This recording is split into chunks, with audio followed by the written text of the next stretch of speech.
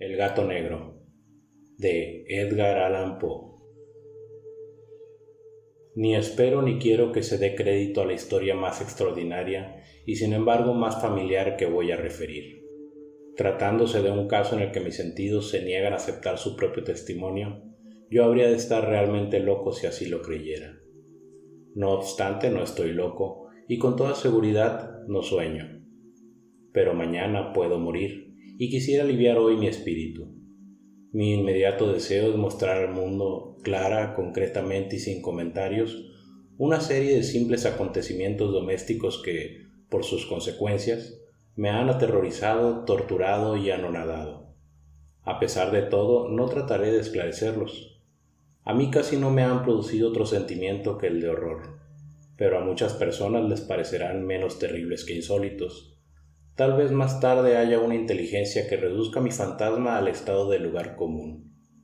Alguna inteligencia más serena, más lógica y mucho menos excitable que la mía, encontrará tan solo en las circunstancias que relato con terror una serie normal de causas y de efectos naturalísimos. La docilidad y humanidad de mi carácter sorprendieron desde la infancia. Tan notable era la ternura de mi corazón que había hecho de mí el juguete de mis amigos. Sentía una auténtica pasión por los animales y mis padres me permitieron poseer una gran variedad de favoritos. Casi todo el tiempo lo pasaba con ellos, y nunca me consideraba tan feliz como cuando les daba de comer o los acariciaba. Con los años aumentó esta particularidad de mi carácter, y cuando fui hombre hice de ella una de mis principales fuentes de goce. Aquellos que han profesado afecto a un perro fiel y sagaz no requieren la explicación de la naturaleza o intensidad de los goces que eso puede producir. En el amor desinteresado de un animal, en el sacrificio de sí mismo, hay algo que llega directamente al corazón del que con frecuencia ha tenido ocasión de comprobar la amistad mezquina y la frágil fidelidad del hombre natural. Me casé joven. Tuve la suerte de descubrir en mi mujer una disposición semejante a la mía. Habiéndose dado cuenta de mi gusto por estos favoritos domésticos, no perdió ocasión alguna de proporcionármelos de la especie más agradable. Tuvimos pájaros, un pez de color de oro, un magnífico perro, conejos, un mono pequeño y un gato. Este último animal muy fuerte y bello, completamente negro y de una sagacidad maravillosa. Mi mujer, que era en el fondo algo supersticiosa, hablando de su inteligencia, aludía frecuentemente a la antigua creencia popular que consideraba a todos los gatos negros como brujas disimuladas. No quiere esto decir que hablara siempre en serio sobre este particular, y lo consigno sencillamente porque lo recuerdo. Plutón. Se llamaba así el gato. Era mi predilecto amigo. Solo yo le daba de comer, y a donde quiera que fuese me seguía por la casa. Incluso me costaba trabajo impedirle que me fuera siguiendo por las calles. Nuestra amistad subsistió así algunos años, durante los cuales mi carácter y mi temperamento, me sonroja confesarlo, por causa del demonio de la intemperancia, sufrió una alteración radicalmente funesta.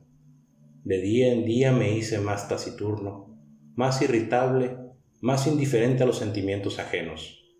Empleé con mi mujer un lenguaje brutal y con el tiempo la afligí incluso con violencias personales. Naturalmente, mi pobre favorito debió notar el cambio de mi carácter. No solamente no les hacía caso alguno, sino que los maltrataba. Sin embargo, por lo que se refiere a Plutón, aún despertaba en mí la consideración suficiente para no pegarle. En cambio, no sentía ningún escrúpulo en maltratar a los conejos, al mono e incluso al perro, cuando por casualidad o afecto se cruzaban en mi camino.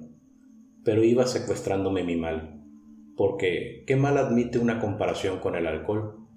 Andando el tiempo, el mismo Plutón, que envejecía y naturalmente se hacía un poco huraño, comenzó a conocer los efectos de mi perverso carácter. Una noche, en ocasión de regresar a casa completamente ebrio, de vuelta de uno de mis frecuentes escondrijos del barrio, me pareció que el gato evitaba mi presencia. Lo cogí, pero él, horrorizado por mi violenta actitud, me hizo en la mano con los dientes una leve herida. De mí se apoderó repentinamente un furor demoníaco. En aquel instante dejé de conocerme. Pareció como si de pronto mi alma original hubiese abandonado mi cuerpo y una ruindad superdemoníaca, saturada de ginebra, se filtró en cada una de las fibras de mi ser. Del bolsillo de mi chaleco saqué un cortaplumas, lo abrí, cogí al pobre animal por la garganta y deliberadamente le vacié un ojo. Me cubre el rubor, me abraza. Me estremezco al escribir esta abominable atrocidad. Cuando al amanecer hube recuperado mi razón, cuando se hubieron disipado los vapores de mi crápula nocturna, experimenté un sentimiento mitad horror, mitad remordimiento por el crimen que había cometido. Pero todo lo más era un débil y equívoco sentimiento, y el alma no sufrió sus acometidas. Volví a sumirme en los excesos y no tardé en ahogar en el vino todo el recuerdo de mi acción. Curó entre tanto el gato lentamente. La órbita del ojo perdido presentaba, es cierto, un aspecto espantoso, pero después, con el tiempo, no pareció que se daba cuenta de ello. Según su costumbre, iba y venía por la casa, pero, como debí suponerlo, en cuanto veía que me aproximaba a él, huía aterrorizado. Me quedaba aún lo bastante de mi antiguo corazón para que me afligiera aquella manifiesta antipatía en una criatura que tanto me había amado anteriormente. Pero este sentimiento no tardó en ser desalojado por la irritación. Como para mi caída final e irrevocable, brotó entonces el espíritu de la perversidad, espíritu del que la filosofía no se cuida ni poco ni mucho. No obstante, tan seguro como que existe mi alma, creo que la perversidad es uno de los primitivos impulsos del corazón humano, una de esas indivisibles primeras facultades o sentimientos que dirigen el carácter del hombre. ¿Quién no se ha sorprendido numerosas veces cometiendo una acción necia o vil por la única razón de que se sabía que no debía cometerla? ¿No tenemos una constante inclinación, pese a lo excelente de nuestro juicio, a violar lo que es la ley, simplemente porque comprendemos que es la ley? Digo que este espíritu de perversidad hubo de producir mi ruina completa, el vivo e insondable deseo del alma de atormentarse a sí misma, de violentar su propia naturaleza, de hacer el mal por amor al mal. Me impulsaba a continuar y últimamente a llevar a efecto el suplicio que había infligido al inofensivo animal. Una mañana, a sangre fría, ceñí un nudo corredizo en torno a su cuello y lo ahorqué de la rama de un árbol. Lo ahorqué con mis ojos llenos de lágrimas, con el corazón desbordante del más amargo remordimiento. Lo ahorqué porque sabía que él me había amado y porque reconocía que no me había dado motivo alguno para encolerizarme con él. Lo ahorqué porque sabía que al hacerlo cometía un pecado mortal que comprometía mi alma inmortal, hasta el punto de colocarla, si esto es posible, lejos incluso de la misericordia infinita del muy terrible y misericordioso Dios. En la noche siguiente al día en que fue acometida una acción tan cruel, me despertó del sueño el grito de ¡Fuego! Ardían las cortinas de mi lecho. La casa era una gran hoguera. No sin grandes dificultades mi mujer, un criado y yo logramos escapar del incendio. La destrucción fue total. Quedé arruinado y me entregué desde entonces a la desesperación. No intento establecer relación alguna entre causa y efecto con respecto a la atrocidad y el desastre. Estoy por encima de tal debilidad, pero me limito a dar cuenta de una cadena de hechos y no quiero omitir el menor eslabón. Visité las ruinas al día siguiente del incendio. Excepto una, todas las paredes se habían derrumbado. Esta sola excepción la constituía un delgado tabique interior situado casi en mitad de la casa contra la que se apoyaba la cabecera de mi lecho. Allí la fábrica había resistido en gran parte a la acción del fuego, hecho que atribuía a haber sido renovada recientemente. En torno a aquella pared se congregaba la multitud y numerosas personas examinaban una parte del muro con atención viva y minuciosa. Excitaron mi curiosidad las palabras extraño, singular y otras expresiones parecidas. Me acerqué y vi, a modo de un bajo relieve esculpido sobre la blanca superficie, la figura de un gigantesco gato. La imagen estaba copiada con una exactitud realmente maravillosa. Rodeaba el cuello del animal una cuerda. Apenas hube visto esta aparición, porque yo no podía considerar aquello más que como una aparición, Mi asombro y mi terror fueron extraordinarios. Por fin vino en mi amparo la reflexión. Recordaba que el gato había sido ahorcado en un jardín contiguo a la casa. A los gritos de alarma, el jardín fue invadido inmediatamente por la muchedumbre, y el animal debió ser descolgado del árbol por alguien y arrojado a mi cuarto por una ventana abierta. Indudablemente se hizo esto con el fin de despertarme. El derrumbamiento de las restantes paredes había comprimido a la víctima de mi crueldad en el yeso recientemente extendido. La cal del muro, en combinación con las llamas y el amoníaco del cadáver, produjo la imagen tal como yo la veía. Aunque prontamente satisfice así mi razón, ya que no por completo mi conciencia, no dejó sin embargo de grabar en mi imaginación una huella profunda el sorprendente caso que acabo de dar cuenta. Durante algunos meses no pude librarme del fantasma del gato, y en todo este tiempo nació en mi alma una especie de sentimiento que se parecía, aunque no lo era, al remordimiento. Llegué incluso a lamentar la pérdida del animal y a buscar en torno mío, en los miserables tugurios que a la sazón frecuentaba, otro favorito de la misma especie y de facciones parecidas que pudiera sustituirle. Me hallaba sentado una noche, medio aturdido, en un bodegón infame, cuando atrajo repentinamente mi atención un objeto negro que yacía en lo alto de uno de los inmensos barriles de ginebra o ron que componían el mobiliario más importante de la sala. Hacía ya algunos momentos que miraba a lo alto del tonel y me sorprendió no haber advertido el objeto colocado encima. Me acerqué a él y lo toqué. Era un gato negro, enorme, tan corpulento como Plutón, al que se parecía en todo menos en un pormenor. Plutón no tenía ni un solo pelo blanco en todo el cuerpo, pero éste tenía una señal ancha y blanca, aunque de forma indefinida, que le cubría casi toda la región del pecho. Apenas puse en él mi mano, se levantó repentinamente. Ronroneando con fuerza, se restregó contra mi mano y pareció contento de mi atención. Era pues el animal que yo buscaba. Me apresuré a proponer al dueño su adquisición, pero éste no tuvo interés alguno por el animal. Ni le conocía ni le había visto hasta entonces. Continué acariciándole y cuando me disponía a regresar a mi casa, el animal se mostró dispuesto a seguirme. Se lo permití e inclinándome de cuando en cuando, caminamos hacia mi casa acariciándole. Cuando llegó a ella se encontró como si fuera la suya, y se convirtió rápidamente en el mejor amigo de mi mujer. Por mi parte, no tardó en formarse en mí una antipatía hacia él. Era, pues, precisamente lo contrario de lo que yo había esperado. No sé cómo ni por qué sucedió esto, pero su evidente ternura me enojaba y casi me fatigaba. Paulatinamente, estos sentimientos de disgusto y fastidio acrecentaron hasta convertirse en la amargura del odio. Yo evitaba su presencia. Una especie de vergüenza y el recuerdo de mi primera crueldad me impidieron que lo maltratara.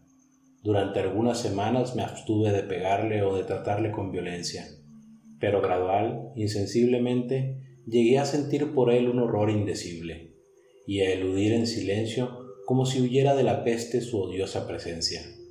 Sin duda, lo que aumentó mi odio por el animal fue el descubrimiento que hice a la mañana siguiente de haberlo llevado a casa. Como Plutón, también él había sido privado de uno de sus ojos.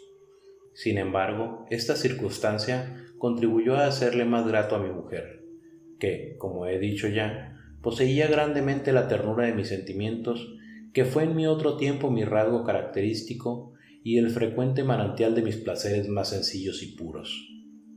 Sin embargo, el cariño que el gato demostraba parecía crecer en razón directa de mi odio hacia él.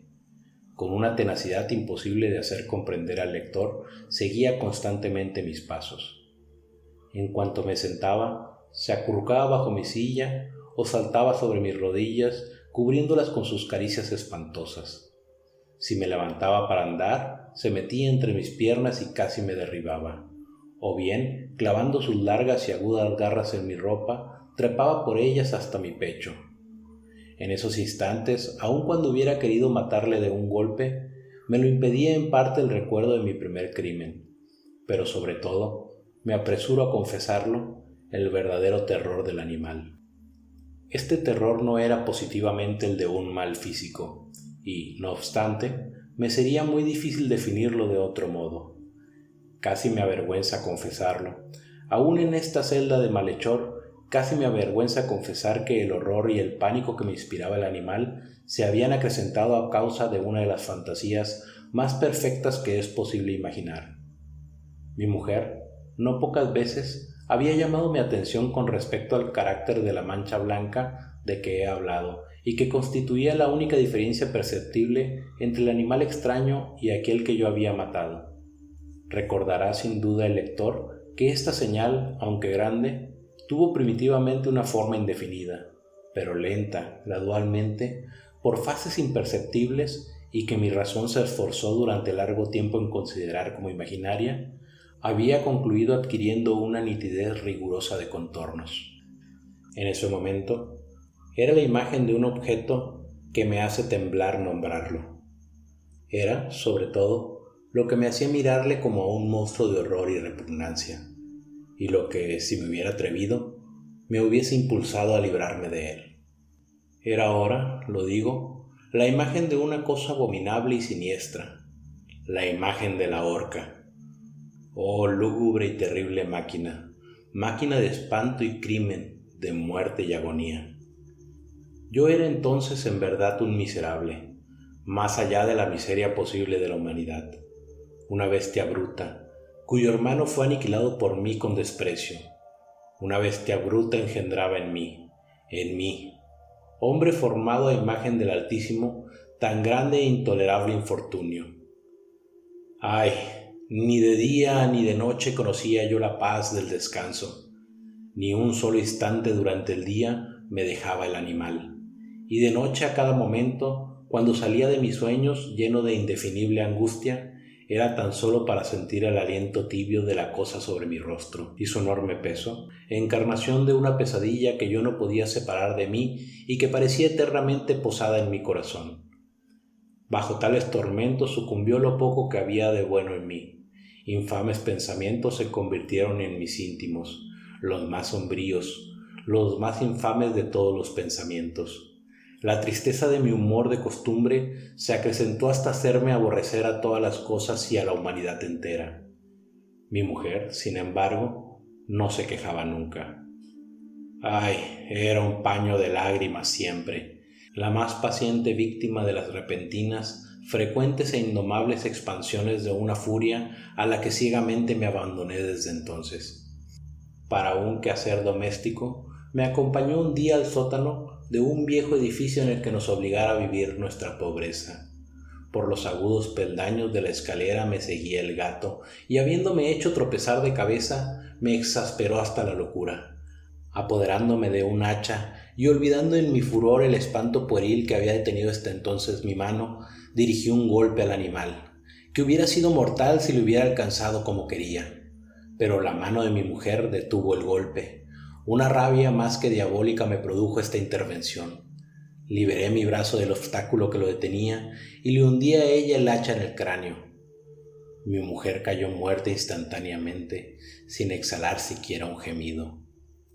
Realizado el horrible asesinato, inmediata y resueltamente procuré esconder el cuerpo. Me di cuenta de que no podía hacerlo desaparecer de la casa ni de día ni de noche, sin correr el riesgo de que se enteraran los vecinos. Realizado el horrible asesinato, inmediata y resueltamente procuré esconder el cuerpo. Me di cuenta de que no podía hacerlo desaparecer de la casa, ni de día ni de noche, sin correr el riesgo de que se enteraran los vecinos. Asaltaron mi mente varios proyectos. Pensé por un instante en fragmentar el cadáver y arrojar al suelo los pedazos. Resolví después cavar una fosa en el piso de la cueva. Luego pensé en arrojarlo al pozo del jardín. Cambié la idea y decidí embalarlo en un cajón como una mercancía, en la forma de costumbre, y encargar a un mandadero que se lo llevase de casa. Pero, por último, me detuve ante un proyecto que consideré el más factible. Me decidí a emparedarlo en el sótano, como se dice que hacían en la Edad Media los monjes con sus víctimas. La cueva parecía estar construida a propósito para semejante proyecto. Los muros no estaban levantados con el cuidado de costumbre y no hacía mucho tiempo habían sido cubiertos en toda su extensión por una capa de yeso que no dejó endurecer la humedad. Por otra parte, había una saliente en uno de los muros, producido por una chimenea artificial, o especie de hogar que quedó luego tapado y dispuesto de la misma forma que el resto del sótano. No dudé que me sería fácil quitar los ladrillos de aquel sitio, colocar el cadáver y emparedarlo del mismo modo, de forma que ninguna mirada pudiese descubrir nada sospechoso. No me engañó mi cálculo. Ayudado por una palanca separé sin dificultad los ladrillos y habiendo luego aplicado cuidadosamente el cuerpo contra la pared interior, lo sostuve en esta postura hasta poder reabastecer sin gran esfuerzo toda la fábrica a su estado primitivo. Con todas las precauciones imaginables, me procuré una argamasa de cal y arena. Preparé una capa que no podía distinguirse de la primitiva y cubrí escrupulosamente con ella el nuevo tabique. Cuando terminé, vi que todo había resultado perfecto. La pared no presentaba la más leve señal de arreglo. Con el mayor cuidado barrí el suelo y recogí los escombros. Miré triunfalmente en torno mío y me dije: por lo menos aquí, mi trabajo no ha sido infructuoso. Mi primera idea, entonces, fue buscar al animal que había sido el causante de tan tremenda desgracia, porque al fin había resuelto matarlo. Si en aquel momento hubiese podido encontrarle, nada hubiese evitado su destino, pero parecía que el artificioso animal, ante la violencia de mi cólera, habíase alarmado y procuraba no presentarse ante mí, desafiando mi mal humor. Imposible describir o imaginar la intensa, la apacible sensación de alivio que trajo a mi corazón la ausencia de tan detestable criatura. En toda la noche no se presentó y esta fue la primera que gocé desde su entrada a la casa, durmiendo tranquila y profundamente. Sí, dormí con el peso de aquel asesinato en mi alma. Transcurrieron el segundo y tercer día. Mi verdugo no vino. Sin embargo, como un hombre libre, respiré una vez más. En su terror el monstruo había abandonado para siempre aquellos lugares. Ya no volvería a verle nunca. Mi dicha era infinita. Me inquietaba muy poco la criminalidad de mi tenebrosa acción. Se hincó una especie de sumario que apuró poco las averiguaciones. También se dispuso un reconocimiento, pero naturalmente nada podía descubrirse. Yo daba por asegurada mi felicidad futura. Al cuarto día después de haberse cometido el asesinato, se presentó inopinadamente en mi casa un grupo de agentes de policía y procedió de nuevo a una rigurosa investigación del local. Sin embargo, confiado en lo impenetrable del escondite, no expresé ninguna turbación. Los agentes quisieron que les acompañase en sus pesquisas. Fue explorado hasta el último rincón. Por tercera o cuarta vez bajaron por último a la cueva. No me alteré lo más mínimo. Como el de un hombre que reposa en la inocencia, mi corazón latía pacíficamente. Recorrí el sótano de punta a punta, crucé los brazos sobre el pecho y me pasé indiferente de un lado a otro. Plenamente satisfecha, la policía se disponía a abandonar la casa. Era demasiado intenso el júbilo de mi corazón para que pudiera reprimirlo. Sentía la viva necesidad de decir una palabra tan solo a modo de triunfo, y hacer doblemente evidente su convicción con respecto a mi inocencia. Señores, dije por último cuando los agentes subían la escalera, es para mí una gran satisfacción haber desvanecido sus sospechas. Deseo a todos ustedes una buena salud y un poco más de cortesía. Dicho sea de paso, señores, tienen ustedes aquí una casa muy bien construida. Apenas sabía lo que hablaba, en mi furioso deseo de decir algo con aire deliberado. Puedo asegurar que esta es una casa excelentemente construida. Estos muros, ¿se van ustedes, señores? Estos muros están construidos con una gran solidez. Entonces, por una fanfarronada frenética, golpeé con fuerza con un bastón que tenía en la mano en ese momento, precisamente sobre la pared del tabique tras la cual yacía la esposa de mi corazón. ¡Ah! Que por lo menos Dios me proteja y me libre de las garras del archidemonio. Apenas se hubo hundido en el silencio el eco de mis golpes, me respondió una voz desde el fondo de la tumba. Era primero una queja, velada y entrecortada como el sollozo de un niño. Después, enseguida, se hinchó en un grito prolongado, sonoro y continuo, completamente anormal e inhumano. Un alarido, un aullido mitad horror, mitad triunfo, como solamente puede brotar del infierno. Horrible armonía que surgiera al unísono de las gargantas de los condenados en sus torturas y de los demonios que gozaban en la condenación. Sería una locura expresaros mis sentimientos. Me sentí desfallecer y tambaleándome caí contra la pared opuesta. Durante un instante se detuvieron en los escalones los agentes. El terror los había dejado atónitos. Un momento después, 12 brazos robustos atacaron la pared, que cayó a tierra de un golpe. El cadáver, muy desfigurado ya y cubierto de sangre coagulada, apareció, rígido, a los ojos de los circunstantes. Sobre su cabeza, con las rojas fauces dilatadas y llameando el único ojo, se posaba el odioso animal cuya astucia me llevó al asesinato y cuya reveladora voz me entregaba al verdugo. Yo había emparedado al monstruo en la tumba. Fin.